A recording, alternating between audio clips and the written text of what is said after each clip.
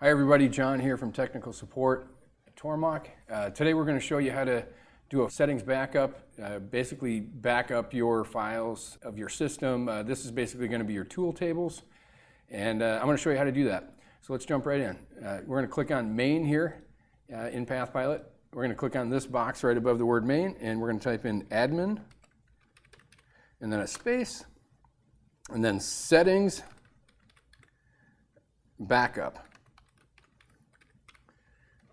Now, hit enter on the keyboard.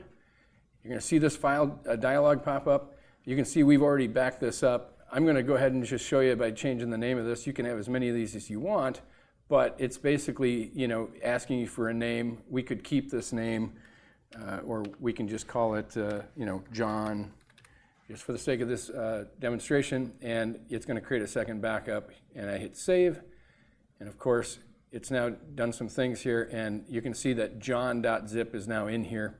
Now that we've got the zip file, we need to move this to the thumb drive and then store that. That's the file you're going to keep on that thumb drive. Process to do that is the same as moving any other kind of G-code file out from the PathPilot controller. That completes this demonstration. If you have any other questions, please give us a call. We can walk you through this, or reference the information on the screen. You can get a hold of us at info@tormach.com or support@tormach.com. Thanks for watching.